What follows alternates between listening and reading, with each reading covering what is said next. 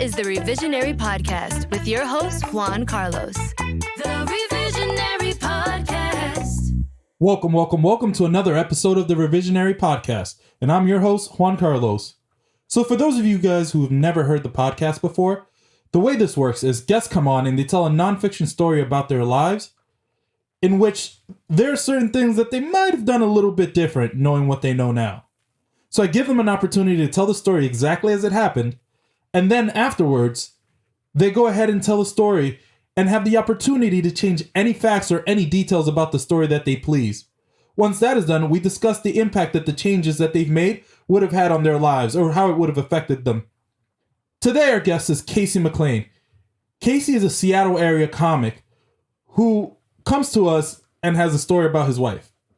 Now, before I call him, I don't know if that's a good idea because, he has to go home to his wife, but that's his business, right? That's not mine. So we'll see how that goes for him. He's been married for 10 years, so, I assume that at this point, they have it all worked out and he's figured it out. As a matter of fact, he's probably a good person to ask for wedding advice or marriage advice in general. So with that being said, why don't we go ahead and see if we can get Casey on the line. Hi, Casey. How are you? How's it going, Juan? It's going well. How's everything going with you? What have you been up to? Oh, I've been working on my podcast. It's called Nobody Likes Casey McLain, and it's become more of a prophecy than a podcast, I think. So what's it actually about? It's just interviews. It's like every other podcast. It's just I'm on like my 9th failed podcast. I'm already giving this one the failed distinction. Why? One, because when you have no listeners, it's okay to just start over. Right. So those are the people that don't like me or the people that don't listen to the podcast. Also, I'm doing it without a co-host because nobody likes me again, I guess. I'm not that bad, but it's mostly been me talking to comedians, about comedy. It's like every other podcast. So is it like meant for like other comedians or like is what's your target audience? Oh, my hope is that it's comedy fans, although I have not cracked that nut myself, so I don't know why my podcast would. Theoretically, it's like my most recent one was about, this is maybe dating this conversation, so I'm sorry if you have to edit this out, but Kevin Dombrowski is a New York comedian. I know Kevin. Oh, great. So he's about to have a kid. And so okay. I have a 1-year-old and he has like a negative 2-week-year-old. Mm-hmm. So we were talking about his wife's pregnancy and the process of having a child through all of this chaos in the world. Oh, all the fun times. Yeah. So why don't you tell our audience a little bit about yourself? I'm a comedian from Tacoma, Washington, which is the second biggest comedy city in the 13th biggest comedy region in this country. So pretty big deal. I've 26, right? If my math's right, 2 times 13. That's how this works. Well, hey, this could theoretically be 14th, but I think there's probably areas like New Jersey probably has 15 areas that are bigger than Tacoma in the comedy world. So, all right, look, Casey, if you want this to work, right? I want to like you. You can't compliment New Jersey in my presence. Like, I'm a true blue New Yorker. I'm really proud of that. And, that was actually the point I was making, is a city or a state as bad as New Jersey has places that are bigger than Tacoma, has multiple places bigger than Tacoma for comedy. Yeah. I've been in the Seattle International Comedy Competition, which most Seattle comics have. It is not a big achievement. And I've been rejected by some of the most prestigious festivals in North America. So you're exactly where you should be as a comedian. Yeah, basically, yes. I am in that. Like, if you ever look at a bell curve and it's like, these are the insane people that go to open mics and do poetry. And then these are the people who are extremely successful. I'm in that big fat area in the middle where nobody knows who you are. Everybody remembers those insane people at their first open mics, and everybody remembers the very successful people from their first open mics, and nobody in the middle. I remember before I started comedy, I went to a show at the Grizzly Pear. Shout out to the Grizzly Pear in New York. And I remember this guy opened, by doing penguin impersonations for like a solid 90 seconds. And it was one of the funniest things I've ever seen because I was not expecting it. And I wish I could learn that guy's name because that guy's a legend. I'm sure he's dead. I think you gained confidence to do comedy the same way I did, which is to go to an open mic and see other people bomb and be completely understood perfectly as lunatics by the audience. The first one I went to, a guy had lost his voice. He was sick. And so instead of talking, he did like 5 minutes of, he would act like he was about to talk into the mic, and then he'd like walk away from the mic. And it was constant like flirting with the microphone, and he never did end up talking into the mic. Billy Brazil, that's his name. Okay. Yeah. I want that kind of confidence. Like I was speaking to somebody else, and they were telling me how they knew a guy who would go to the park and just stand there and not say anything for 5 minutes, and that would be a set. Oh, yeah. That's like, I think Dave Chappelle used to do it. He used to say stuff, I think, but he would go to the park. And now that's all the comedy we have is just you have to be outdoors. Otherwise, you can't do comedy. So we're all that brave now. Yeah. You know, it's funny. I tried for a long time to start Subway comedy. I wanted that to be a thing so bad. And I remember this guy I used to do open mics with at the time. I'd be like, let's do this. And he was like, you're crazy. I don't want to do that. And now that's the thing. I was like, I'm kind of mad. Like, oh, it is. They're doing that now? Huh? They're doing that now. Yeah, no, I've seen some of my fellow comedians, some of my friends would go on the subway, you know, with their hats, tell jokes, and they'd make some money off of it. I was like, I thought of that 2 years ago. Yeah, that is good. They are the Steve Jobs to your Bill Gates, or vice versa. whoever stole from who, I don't remember. Oh man. All I know is Bill Gates is still alive, so that's how that works. But anywho, before we get too distracted, Casey, the stage is yours. Why don't you go ahead and tell us your story? All right. So it was 2012. I started dating my wife in 2010. And we were long distance when we first started dating. And we would say these things, these stupid things that were so naive back then. We'd say, if we lived together, that would solve all of our problems. And we moved in together in August of 2012. And let me tell you, living together did not solve any of our problems. In fact, if it did anything, it amplified our problems to a decibel level that I wasn't handling well. Where were you living and where was she living? She lived in Ellensburg, Washington. She was going to school at Central Washington University. And I lived in Auburn, Washington, because I had dropped out of community college and was working at a box factory while she went to college and bettered her life. And then I have slowly held it back as the years have gone on. So, okay.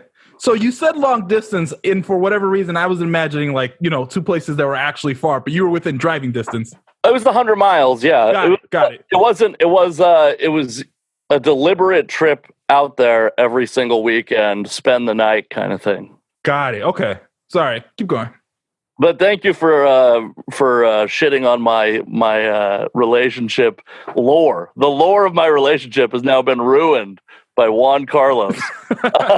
For years, my wife and I have been telling this story about how I trudged the distance, the 100 miles to Ellensburg every weekend, and now you're like, oh, it's nothing, actually. Could have moved further away, so the story was more romantic. So anyways, we moved in together in Tacoma, Washington, in this apartment building. We lived on the 7th floor, and it was one of those, let me tell you, this is like a good microcosm of my wife and my relationship at that time. We came to Tacoma and we looked at an apartment we could afford. And then we walked by some apartments that we couldn't afford, and my wife wanted to live in those instead. Right. And so I was the only one making any money at the time. We made it work. We just did it, right?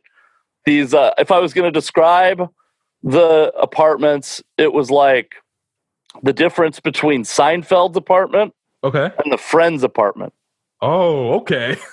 Like very, and also in cost, which if I would tell you the rent right now, because you're a New Yorker and you're paying 2020 rent, so you're going to laugh at this, but it was $900, which was way more than I could afford at the time. That year also happened to be the year that Western Washington had the worst ice storm we've had in my entire life. And we don't get a lot of snow here, and we especially don't get a lot of snow that stops us from driving.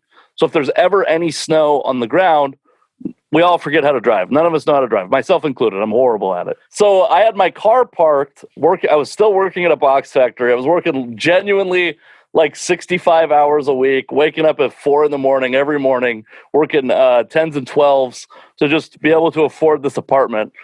And also, food and all that other stuff. And my car, I go out to my car, and it's stuck. First off, it took me 30 minutes to just break enough ice away from the door handle to be able to even have a shot at opening the door. Then another 15 minutes to open the door. And then I tried to get it out of the parking spot it was in, couldn't even get out of the parking spot.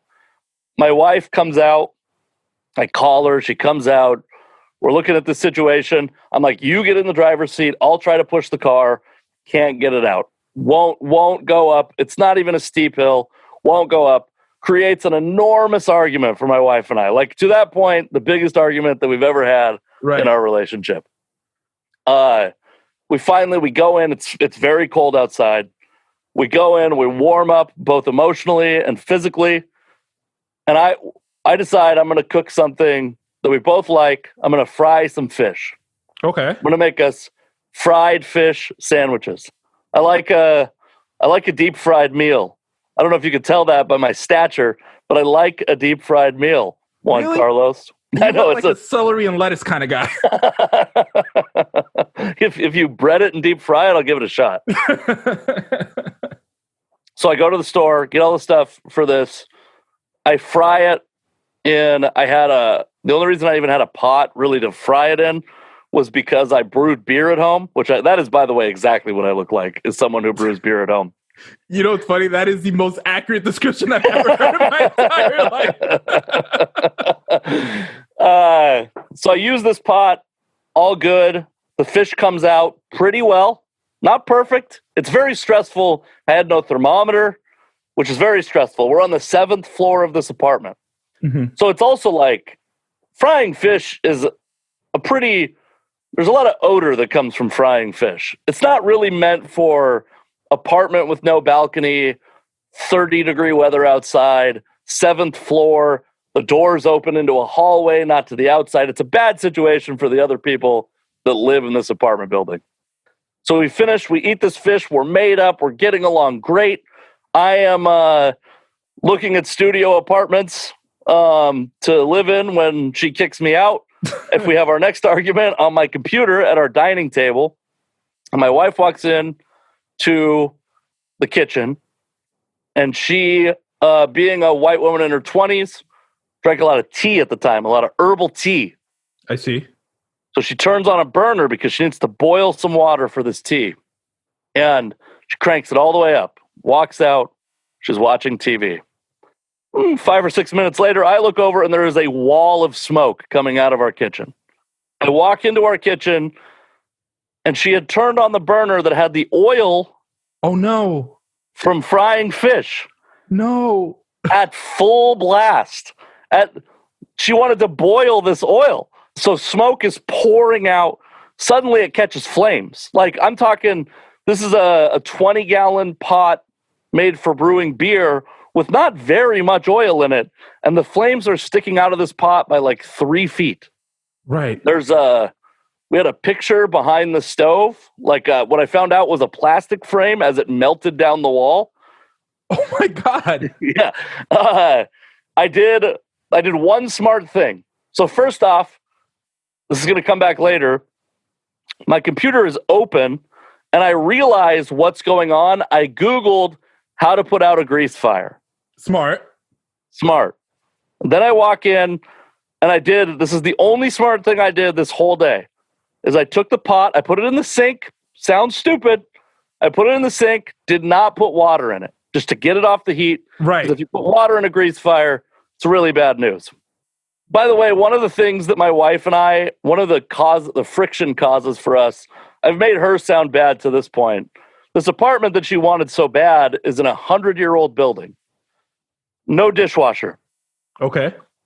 That day, she had washed 100% of our dishes because we had used 100% of our dishes without cleaning dishes. So the dishes were all like stacked very high on the counter. So I couldn't even go ahead. So you had 3 bowls, is what I'm getting. No, we had an embarrassing, because I had been living as an almost adult man for several years on my own. Right.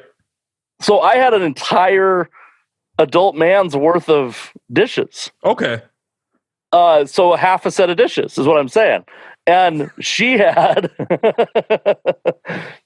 a full set of dishes because she had been living on her own in a townhouse in Ellensburg. So we had 1.5 set of dishes. So I put this pot into the sink.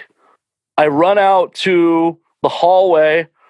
I grab a fire extinguisher. She's calling the maintenance guy. I bring the fire extinguisher into the kitchen. I spray it onto this flaming pot of oil. It splatters all down my arm, onto my feet. The other thing that happened, I brought up the dishes. This is why this is important. Have you ever sprayed a fire extinguisher, Juan? No, I've never had to. Okay. When you spray a fire extinguisher, it gets on everything within 300 yards of the spray. Okay. So my wife had washed 100% of our dishes.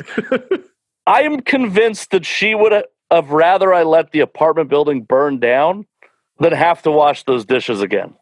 So by this point, smoke is filling our kitchen. Like I've never been. When I was growing up, I was scared of this movie Backdraft. Did you ever hear of the movie Backdraft? No. Okay, it's a movie about firefighters, and the whole thing is like a bunch of house fires, which I don't even think firefighters deal with a lot of house fires in real life. But I was always scared that I was going to like be involved in a house fire. And then I'm faced with smoke that is at eye level. It is in our apartment all the way to eye level, breathing in all this smoke, running around the fire's mostly contained. Our maintenance guy named Mike, every maintenance guy is named Mike, by the way.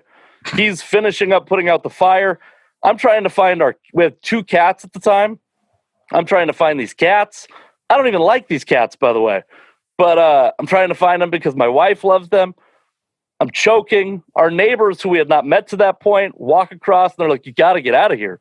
Like, you're breathing in smoke. You need to leave. Find the cats. Bring them down. We're each holding a cat. We actually, the elevator got shut down. So we're walking down the 7 floors with these cats who are traumatized. They've just been found hiding in a closet because they thought their world was ending from smoke inhalation. And we get all the way down to the ground floor. The entire building is being evacuated, by the way. We don't know any of our neighbors. Are the people across the hallway from us? And let me tell you, what I found out some years later is that guy brews beer. We had everything in common, and I still didn't even know his first name. We met because my wife set our kitchen on fire. Clearly making a great first impression. Incredible first impression. And then the entire building evacuates into, at this point, it's nighttime. So it was probably 15 degrees out or something like that. The entire building has to evacuate. 56 units worth of people have to evacuate onto the street where it's 15 degrees out. And they were having a good night, innocently. I have burns all down my arm, on my feet. I'm carrying a cat. My wife's carrying a cat. We throw him in my wife's car, and the fire department shows up. And we're like trying to lay pretty low because we don't know anyone in the building. All they can see is on the 7th floor, there's an open window, and there's smoke pouring out of the 7th floor. Right. And so they're like, what idiot lives on the 7th floor? Loudly, as though there's no chance we could possibly hear them.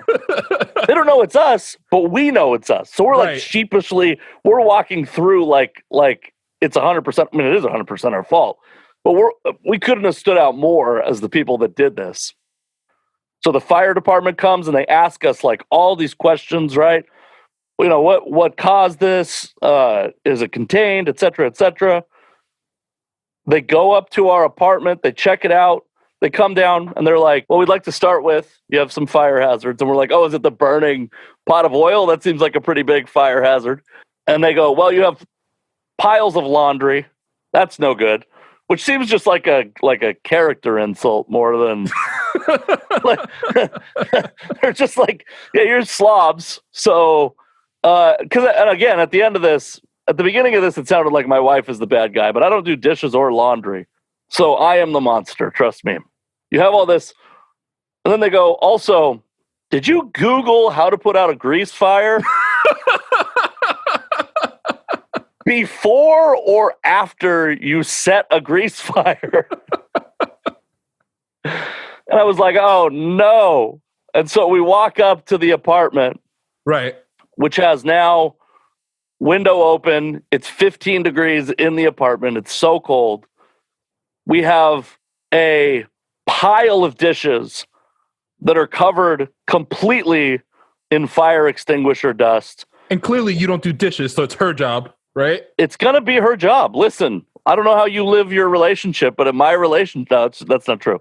We're very equal, but I'm not. She's better at certain things than I am. Right. Concentrating on those things. I do other stuff. I don't have any off the top of my head, but she's very, it's equal is what I'd like to tell you. You're listening public. I'd like to hear it from her, and then I'll know if it's truly equal. You'll never hear from her. So the fire department then walks around our apartment and explains all of the ways we are pieces of garbage. 15 degrees in our apartment. We go to sleep. I have to finally go to work the next morning because I had missed 3 days of work because of this ice storm.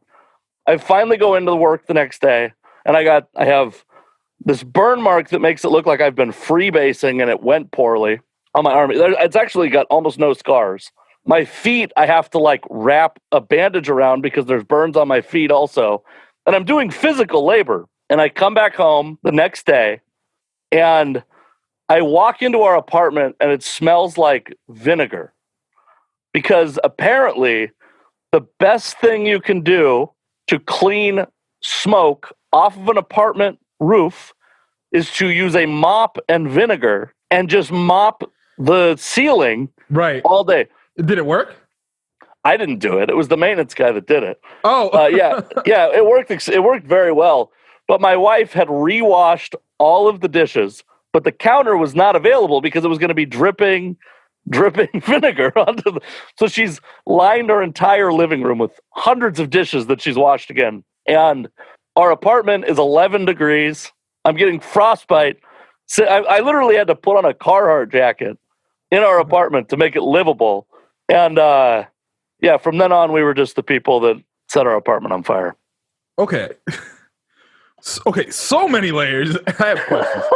First and foremost, for those of you guys listening, for all of you revisionists out there, you could not see my face, but when he was describing the apartment that smelled of vinegar mopping it on the ceiling, the face that I was giving him was one of utter disgust. You would have thought that I saw someone, I don't know, eating their own puke or something. That was the level of disgust that I felt listening to that part of the story.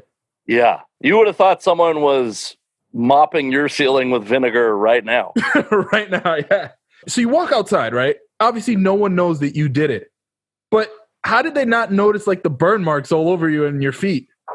Well, first off, it was just on the front of my arm. So, and it was only one arm. And they weren't really looking at me. They were all looking up at this smoking window. And maybe they did notice. Let me tell you, Juan, my adrenaline was running pretty high. I don't think I was noticing the finer details. The fact that I had probably lost 1/2 of my lung capacity all in that one night. And I have this cat that's freaking out in my arms. Right.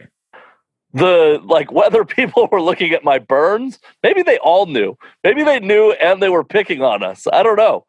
My absolute favorite part of this story, I just want this to be apparent, is the firefighter asking you if you Googled it before or after. That is the crux of the story. Nothing was more emasculating than that. is a real man walked me to my apartment. Like, you might as well have held my hand and walked me to my own apartment and then explained to me how little of a man I was in that moment. So level with me, because your wife probably doesn't listen to me. I don't know. She might be a fan of my comedy. I don't know. Whose fault was it? Was it your fault or hers?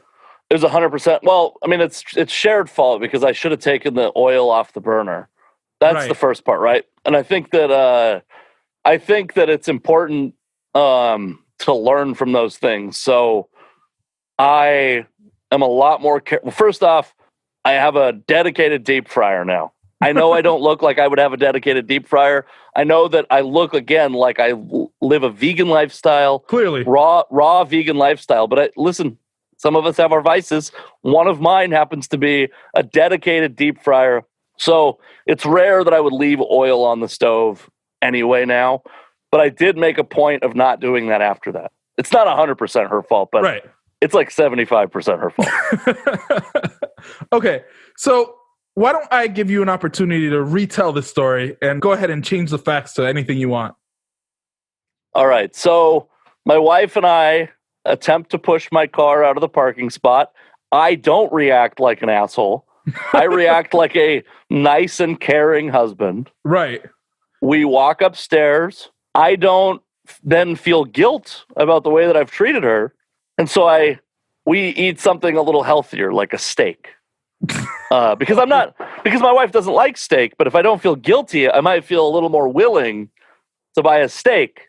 And I go to the store, I buy a 16-ounce ribeye. I buy her chicken thighs because that's what she eats when I eat steak. By the way, I'm not coming off good in either of these stores.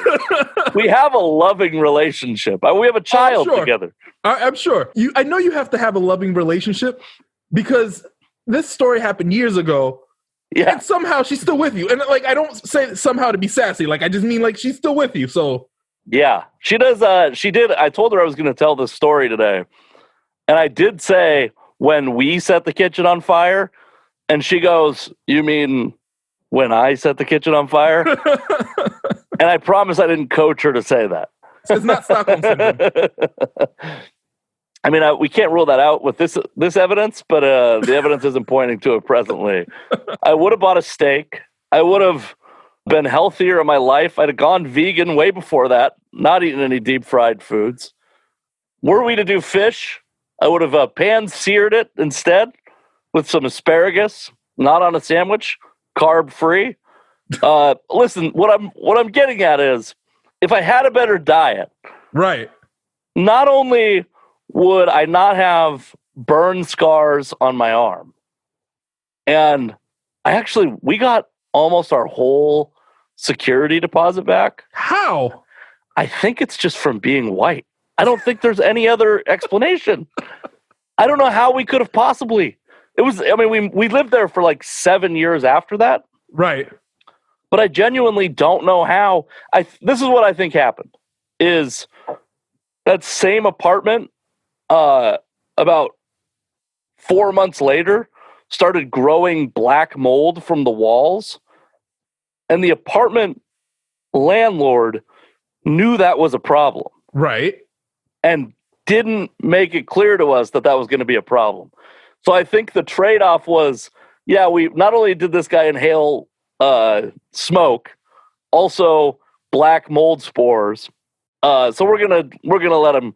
We're gonna call it a wash on the security deposit. 2 questions immediately come up. Yeah. But first, why does this apartment hate your lungs?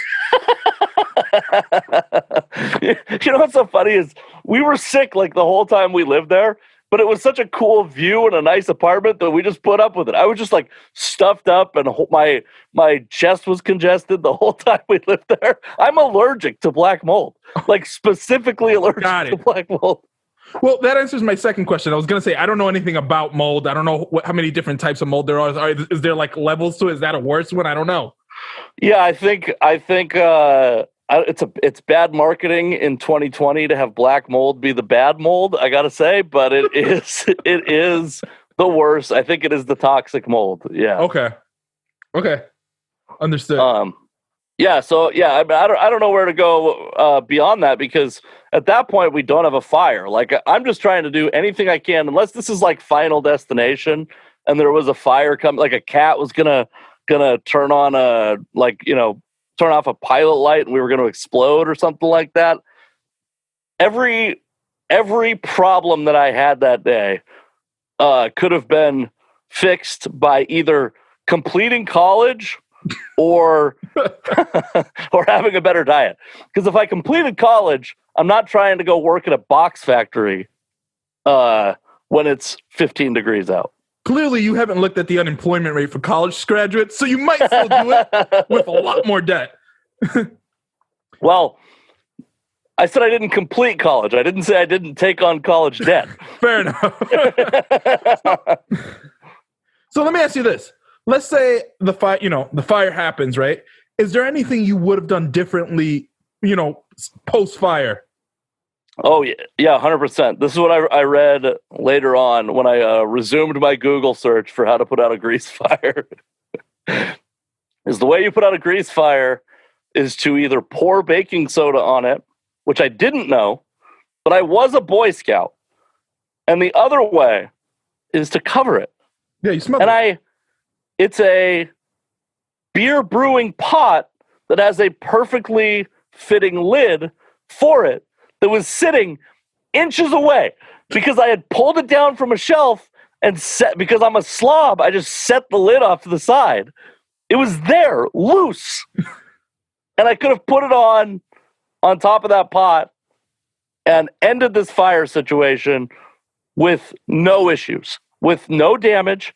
It would have been a story.